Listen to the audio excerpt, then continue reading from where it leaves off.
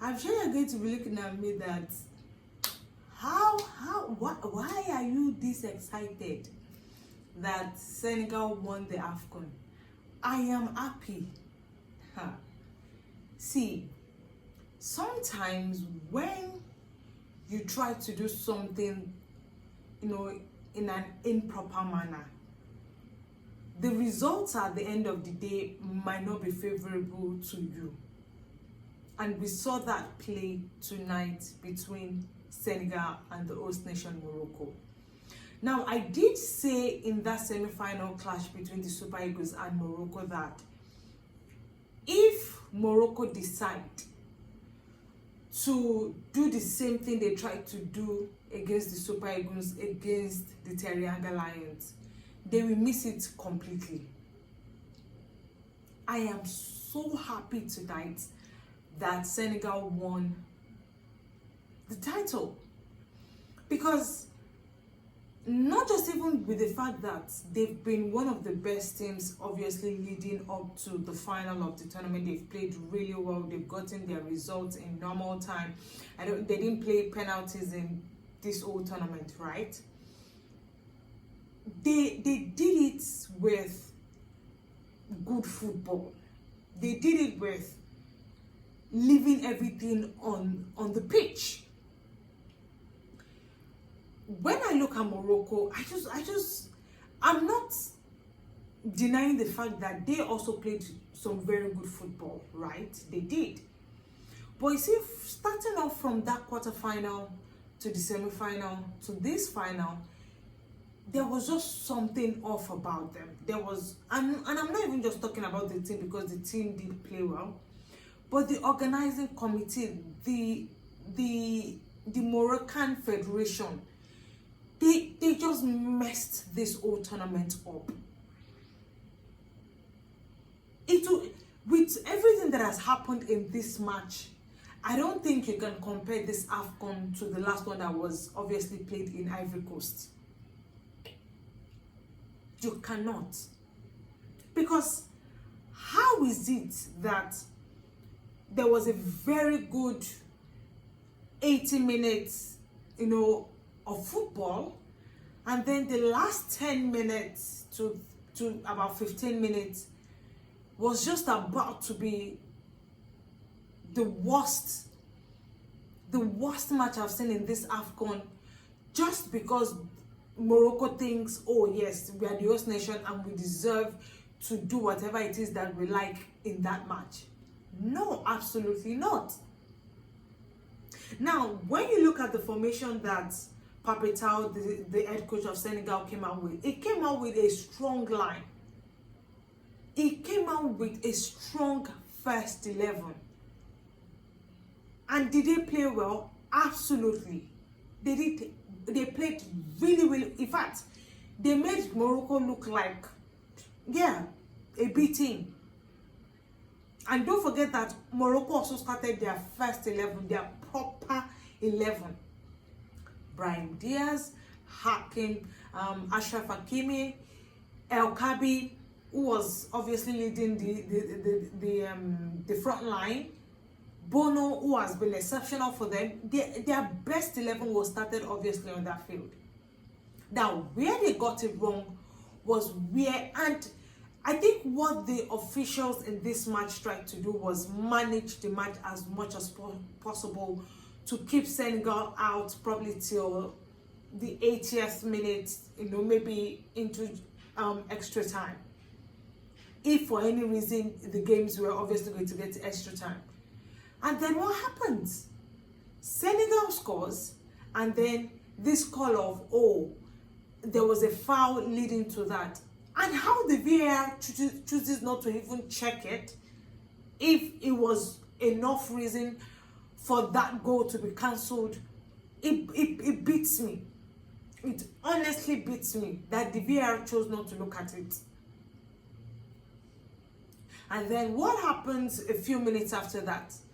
A free kick is played, or a corner kick, and then Brahim Diaz wants to play, he wants to be an actor. You fell down and then you're calling for penalty. And I love the fact that Senegal, yeah, they scattered it for them. Oh, I love it.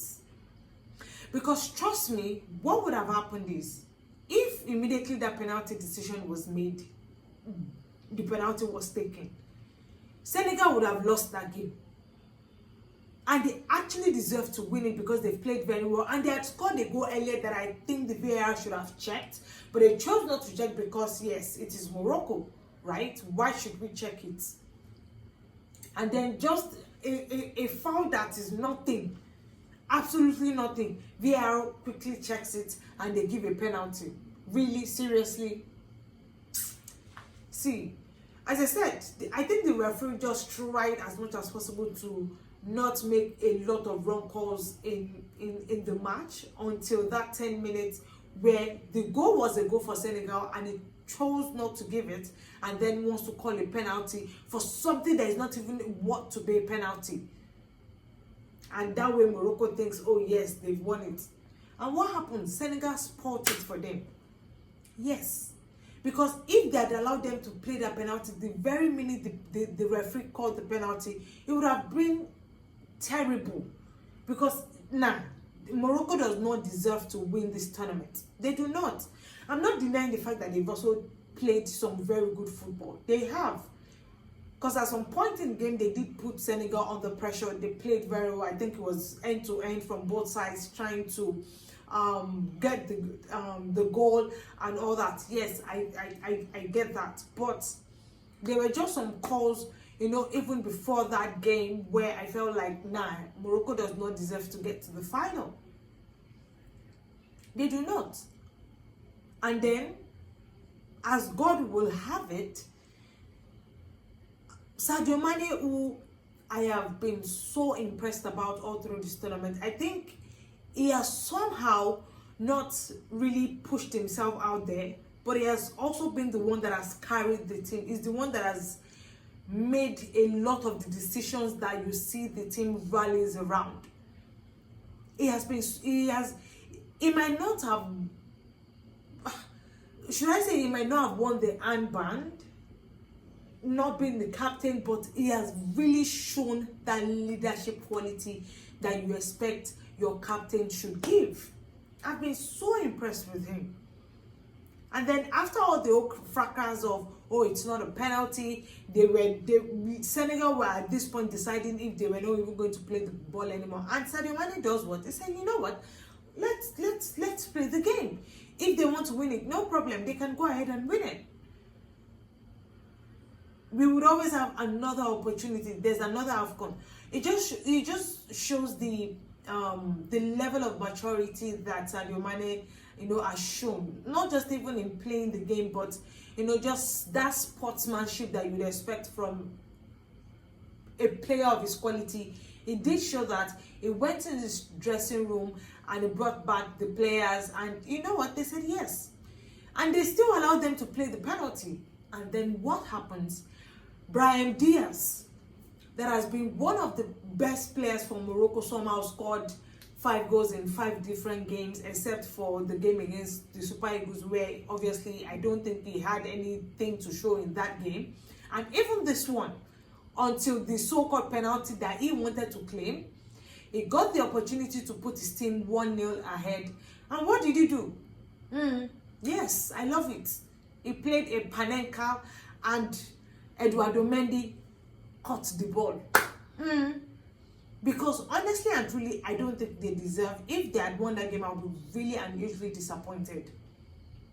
And I'm happy that he missed that chance, and it will pain him. It will really, really pain him. Yes, it will pain him. And I'm happy that it will pain him. Even though at this point, I think he's still the one that is going to win the I think golden boots, because he's the highest goal scorer so far in the tournament with 5 goals. He's going to obviously win that, but he is going to be hungry with himself. And to be honest, I don't even think I care. I honestly do not think that I care. So I am happy that yes, Morocco didn't win that tournament, and it's now about time that we have to talk to CAF, because CAF has just been really disappointing in this tournament. They've been hugely disappointing in this tournament. Because what in the name of a tournament was that? Just before your eyes, you are looking at the whole final turnout like that. That is hugely disappointing, and this goes straight to CAF. I'm not even going to blame Morocco. I'm not. Because if CAF didn't allow all this to happen, Morocco would not even have had the guts to do all the bullshit that they have been doing. Now, leading to this game, don't forget that Senegal had to complain about the accommodation, about their transportation, the security, the training facility. They had all those complaints down. Don't forget that the Super Eagles also had the same complaints. It might not have been as maybe much as that of Senegal, but we saw it. And it was just a mind game that Morocco obviously were playing against Senegal. But what did Senegal do? They came out, played the game that we've seen them play all through this tournament, showed that they are class, and I am happy that they won it because they deserve it. They deserve it. At least this time around, it will not be the host nation winning it, because this time around, I don't even think the host nation deserves to win it, because Ivory Coast that won it in 2023, they played a fair game. There was no wrong calls. It was mostly that the Super Eagles didn't play very well in that match, and Ivory Coast played better, and they deserved to win that tournament. But this time around, I don't think Morocco doesn't deserve it. And it's so funny that the same supporters that were in the stadium full to capacity, by the time Brahim Diaz missed that penalty, the stadium was as good as empty. This life, oh God, it was close to being empty, and I'm sure they'll be really disappointed. I just hope that they don't go out there to go and attack the Senegalese players or their fans, because you can't blame Senegal this time around. Morocco did themselves. You had the opportunity to win the tournament, and what did you do? You decided to play Panenka and you missed it. How easy could it have come for you?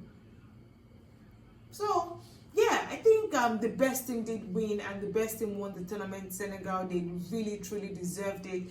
And I was trying to look out for which of the Lions were going to come out top. I guess it's going to be the Terianga Lions.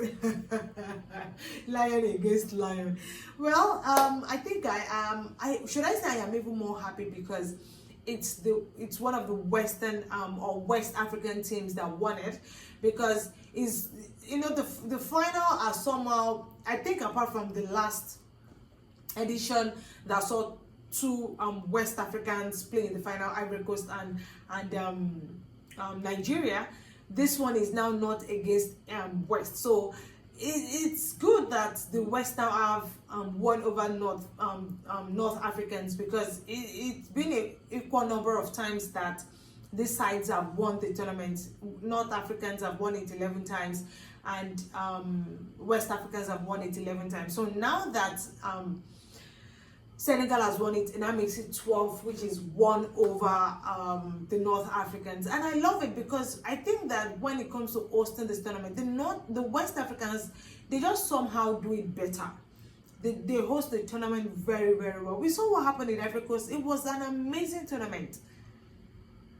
But these Northern Africans, it's so funny that they don't like themselves, and they do not want the West Africans to do it better over them. But somehow, the West Africans always just get ahead of them.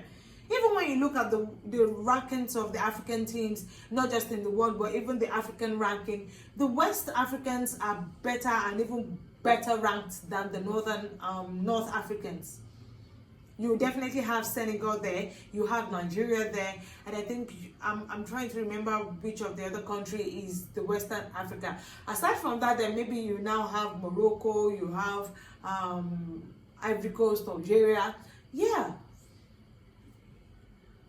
really, because the West Africans, they do it better when it comes to hosting of this tournament. It's just that most of the time, I think in the last, I'm trying to remember which country hosted it in 2021 that Senegal won it, because it's now it's not back-to-back wins, but it's the second time of Senegal winning the title, and I think they deserve it. When they won in 2021, it was very good performances to the final and then winning it. But This time around, I get the fact that they played well and they deserve to win it. So there is no questions about that. But yeah, I think CAF has to do better. The next edition is going to be coming up in 3 countries, Tanzania, Uganda, and Kenya. I love it. I think at this point in time, 3 countries now have to host the tournament.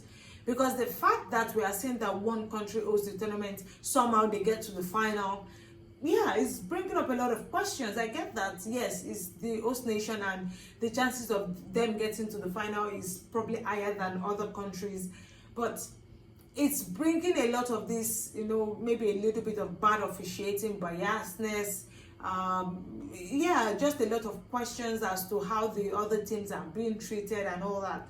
So definitely those things have to be worked out by CAF going into the next edition. And as I said, it's good that we have 3 countries hosting it. So maybe this time around, there won't be any particular biasness to anybody.